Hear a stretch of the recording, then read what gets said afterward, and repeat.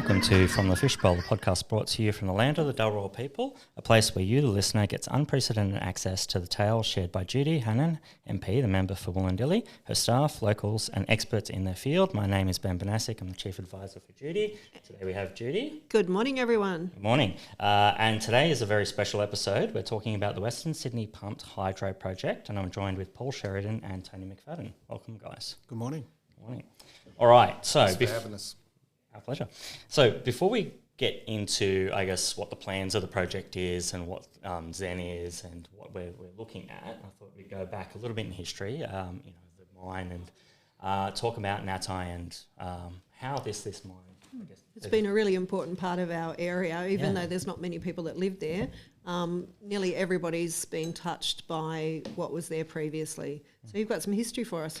A little bit, yeah. So 1806, mine was, there was coal first discovered there. Francis Bacon mentioned it first. And then 1866, so 60 years later, Reverend W.B. Clark mentioned coal. And then a little while later, so it's 1895, it was the first production of coal there. And it was for a blacksmith, Isaac Santon, and he used to work in the Wollondilly Hotel, which was up in the Upper Barragrain, which is the flooded township. Okay, that's really interesting. Yeah. So that's, I guess, where the mining started. And then from there, what happened? Yeah, from there, the numerous mines throughout the local area. And over the time, they've been producing coal there since the 1950s. In 1995, the SADA group, SADA Dunbier group, bought the washery, and the washery was servicing all those local coal mines. And those coal mines continued through to 2001, of which the large washery was on the site, and they ceased washing the coal from the local coal mines in 2001. Subsequent to that time, we have been reprocessing the reject material, which is the byproduct from the coal washing process on site, which is part of our recycling and our green program. And we've continued that from 2008 through to 2019, both via dredge system and also via hydro mining.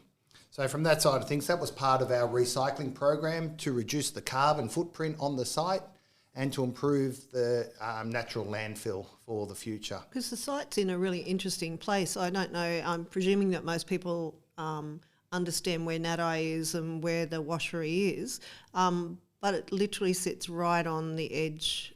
Is that? That's correct, right on the edge of the escarpment down to the Barragrain Valley, which is Sydney's drinking supply, which puts the compliance side of things over the years on our site, under which we need to make sure that we are complying in all those areas. And each year we're reviewed in that area, particularly by the resource regulator, Sydney Water, the national parks, the EPA. And to date we've been very successful in ensuring our compliance on site. So that's fantastic. Well, that's pretty big. The site since 2019, when we stopped the recycling of the program of rewashing that reject coal, we've been under rehabilitation works on that site, and this allows us the prime opportunity to work with our partners of ZEN Energy, where they bring the energy expertise to the table to transform the disturbed site into something for the benefit of the community and the locals in New South Wales going forward. So it's really interesting because we've been up there for a site visit not that long ago, and you can actually see what's left over from the mining and the mining washeries and all of that. And you can see the green creeping across it and the regeneration happening. So it's actually quite a beautiful site now. It'd be a really nice place to have a little house or something or a holiday cottage. It's so gorgeous up there. But we can see that it's changing from its original use through to what you're presenting now. So. And to be able to, I guess, fix that site within that area, which normally the Water Authority doesn't even allow us to walk on that land near there. We actually have trouble through council and a lot of history there and trying to get walkways through the place, and you're not actually able to access it. The fact that you guys are within that area and actually have done a lot of work in fixing that up, that's really good. So you're left with a coal mine and a washery. Yeah, right? the site's a coal washery site. Yep. So the local coal mines were in the area and it was trucked up to the site for that washing program, and also from conveyor belt by the mountain escarpment straight up onto the site for the washing program. So the local mines did have some first and second workings under this site, but in total terms, the site is a clear washery site for the services to the coal sector through to 2001. And so for people that haven't been there or seen it, there's a lake down the bottom, or a body of water that's down the bottom, and then you've got basically a coal face that is quite... Cliff face, basically, yes. Yes. Almost. Yeah. So the escarpment's about 400 metres high. Lake Burrograng is at the bottom, supplying Sydney's water supply. And on the top, our disturbed area over the years, now we're repurposing that to put a large reservoir on the top in that disturbed area. So therefore, that will allow the technology of the hydro energy process. We believe it's a perfect site for the chosen clean energy future. And as we say, we're from our coal mining past to our clean energy future. New South Wales needs it. There's huge advantages for the community. And we're working away with the feasibility process. Very early stages. We've got a long way to go, but we're working down that path. And I'm really happy to talk about all that in a minute. When you say the word escarpment, I was just reminded about a bit of history, and that they told me that people actually carried and hauled up the coal down up that escarpment, which would have been amazingly hard work. So, okay, so now we're moving and looking for the future. The past is behind us. Things are improving environmentally out there, and we're looking at this new project. Can you tell us how ZEN actually first identified the site, and secondly, how you came about the project you're starting to think about? Sure, thank you. It is, like you say, it's quite a unique site, and it's a site that one of our directors, Ross Garner, who is a former economic advisor to federal government and also climate advisor to federally as well. Ross has been looking at opportunities in pumped hydro technology as part of the suite of measures that needed to reduce carbon emissions and transition the country to renewable energy for many years. And he became aware of this site a number of years ago, and it is quite unique in many ways. I mean, not only for a start, this is a region that has been very much coal country, and the region should be proudly recognising that, absolutely, but now can play that significant part of contributing to that energy transition for New South Wales. It's unique because it is sitting there as a brownfield site, as you like, which is a cleared site being an old coal washery. ZEN is a business that will only seek to develop projects on land that has been previously cleared, so whether it's previously cleared for agriculture or for industry in this case. So it makes it ideal for that to minimise the impacts on the surrounding environment. But it's also, for pumped hydro to be really efficient and effective and cost effective, you need a height difference of at least 400 metres from a lower body of water, which is in this case Lake Burrograng, up to where we propose to build the upper reservoir. So we have that 400 metre distance and height, which makes the site again unique and ideal. So if we are approved, and this would be approval through the state government, and our current timeline suggests that might be possible by 2027. But if we are approved, we would build a reservoir, an upper reservoir on that washery site, which would be large enough to be able to store and then generate and supply about 14 continuous hours of renewable energy into the Sydney electricity grid. So that's a 1 gigawatt scheme, which can supply over 14 hours. So that's interesting. You're saying that the water is in this lake, because obviously people will think, oh, they're using the Sydney drinking water, and that's not the case. You're actually encapsulating some of the water that will continually be reused. Is that the story? Yeah, pumped hydro is a closed loop system. So the water that's extracted from Lake Burrograng and brought uphill through underground tunnels to that upper reservoir is then cycled back into Lake Burrograng. There's actually no net loss of water. Be some from evaporation, but very little. So it doesn't, in terms of the lake itself, doesn't cause any changes to the lake. There's certainly no raising or lowering of the of the water levels. And so certainly none of the issues that have been discussed more recently around inundation. It's really important for people to know. Yeah, very important. Just on that, Water New South Wales has granted ZEN access to Lake Burrograng, and important community engagements are also underway in that regard.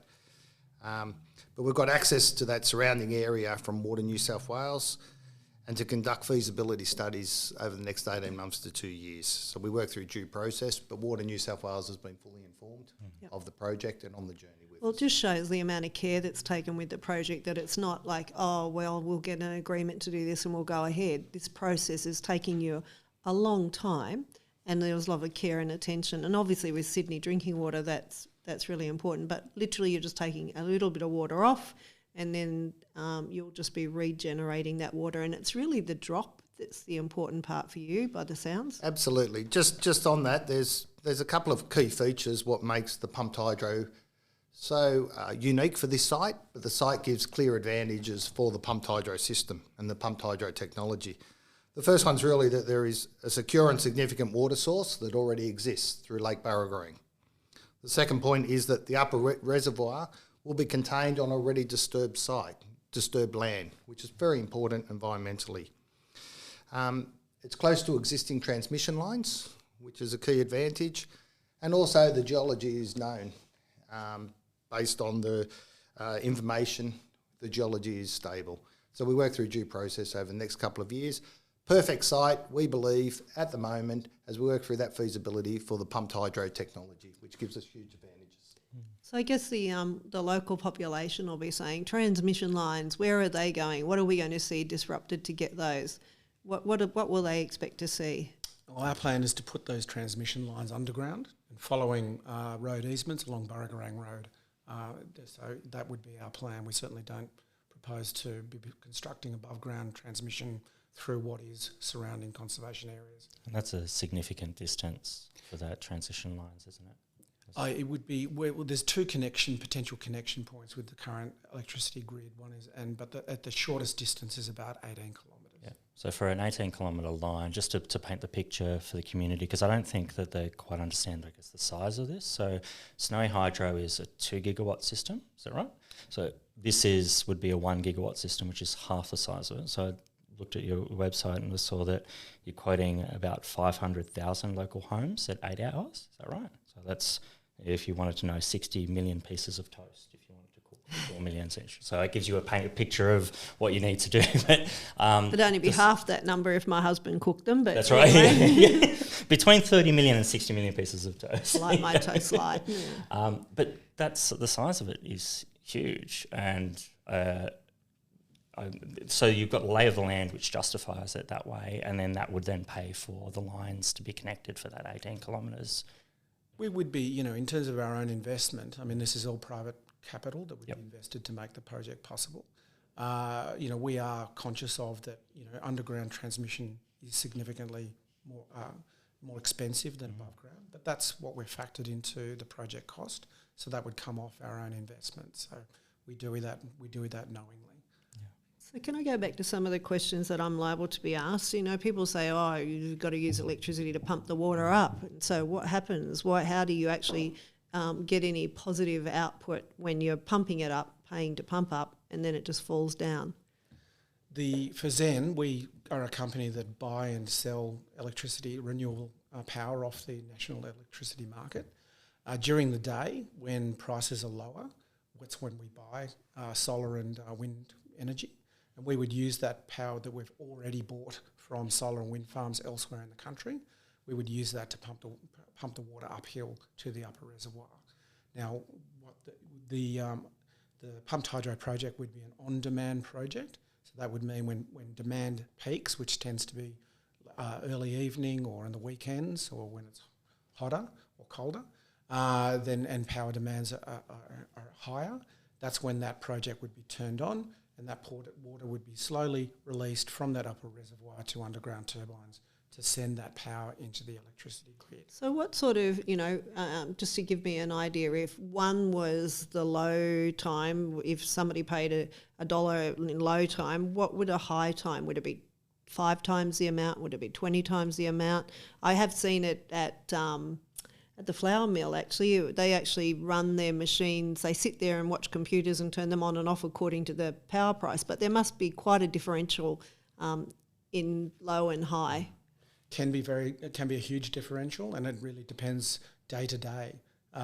one of the real challenges with renewable energy and sort of trying to, I guess, map this future is that we don't know what prices will be even next week, let alone in a couple of years' time, or even, let's say, early in the 2030s when this project could come online. We just don't know. Yeah, so it's while it's an investment, you have also a bit of a gamble in that respect. But I guess there's not much to lose there in that particular site anyway. We only have to benefit from the nice changes that are happening up there. That's right. I think, this is of a scale, like, as you pointed out before, of a scale that can really sort of play a significant role in the state's transition, and particularly at a time when the fossil fuel generating projects are starting to be decommissioned. And that decommissioning can lead to greater uncertainty and fluctuations in prices. So this will help to stabilise that. There's a term in the sector called firming of energy. This is what this project does. It firms up that supply of wind and solar power. So it provides that continuity of supply, and also and helps to smooth out those hot peaks and lows of prices as well. So jobs, will we get some jobs up there for people, and is there possibility for local people? What are we talking about? Yeah, currently on site, we've got 6 operators on the property at the moment, working as part of that rehabilitation phase. The current proposal is for 1,500 jobs during the construction phase, 1,500 jobs on site, and 80 ongoing operational jobs. So yes, it will definitely add employment to the area and improve infrastructure in the area as well. So it definitely does advantages as we transition that energy market going forward to that next chapter. So it sounds like some really good things with jobs. Nattai always has issues and worries about fire. What would happen if we had staff up there and a fire came through? Yeah, no different from what we've done in the past. And pleasing to say, the SADA Dunbier group, with the Rural Fire Service, they took control of the site in the 2019 bushfires. Fires in those areas were a concern in 2019, but there'll be no different from what we've done over the years with the water supply, which is out there used for firefighting, and the support of the local community like we've always done. Fire prevention policies in place as we fix up that during pre-summers and all that on the property, but it's business as normal from that regard. Okay, yeah. Have you, community up there are quite interested to see, because it's not a large community up there, but very tight-knit. I guess they're watching you and seeing what comes. So what's next? Well, actually, this week, starting Wednesday this week, we have a community reference group which is getting underway. Awesome. And that has representatives from Nattai, from other areas like the Oaks, but also representatives from business. We're a very early stage, and this is about us getting well ahead of our project and planning design. Feedback we get through this group and through the other ways in which we're reaching out to the community, like through this podcast, and the feedback we get actually helps us make decisions now and not make mistakes longer term as we get and move towards potentially planning approval. So we're really looking forward to getting that underway. Early engagement's very important. Yeah, nothing like local knowledge, is there? Absolutely. Yeah. So if somebody had a question about this, sort of some question they think up and they're dying to ask, where would they go to get information, or how would they get it? Would they email? Would they phone? What would they do? On our website, we have a project page which has both my number but also an email address. They can talk to me at any time, and they can also contact me, and I will undertake to get back to people within 48 hours so that they can get that information. I'd also like to, invite people to contact me directly so that I can really, move forward with understanding their issues and concerns. We have a community survey, which is being mailed out to all local residents within sort of a 20-kilometre radius. And that way, again, helps us to get direct feedback about, what's important to locals, what are the priorities for the area. If this project was to proceed, what would they like to see the benefits delivered to the community from this project, what they should be. We've already made it clear that we will set aside quite a significant amount of money from the project, initially in about $5 million, and then $1 million every year. And then it's really a question for the community to tell us what are the priorities for that to be allocated towards. So what sort of things are we talking, sports grounds, anything. It could be as directors, sort of improving sporting facilities or for helping local PNCs in terms of their own objectives for schools. Yep. Or it could be sort of even more systemic issues such as, mental health funding or other services. It's really would over time, over the next particularly 12 to 24 months, really getting some insights. Okay, well, if the majority of locals say to us, this is what's important to us, that's what we will look to. And I imagine if you're successful and the project continues, there will always be some community participation and helping community with different things anyway. Absolutely. I think, what's really important, there's a word called co-design, which sounds a bit jargonistic, but basically it means the community designing this with us. If we didn't do that, if this, we were simply being a cynical exercise of ticking boxes, then there's no way the community would support us. They'd see right through that. So if we demonstrate that from the outset and continue all the way through to operation, then I think that signals a genuine partnership. Sounds good. Awesome, thank you. I'll put all that in the show notes as well so that people can contact you. Thank you. Thank you so much for coming on. Thanks for having us. Pleasure. Really enjoyed the opportunity to go and have a look out there, and I'm really excited to see what comes, see some jobs for the area, and you'll get lots of information to the folks out there. If you've got any questions, Ben will put the details on. Will do. Thank you.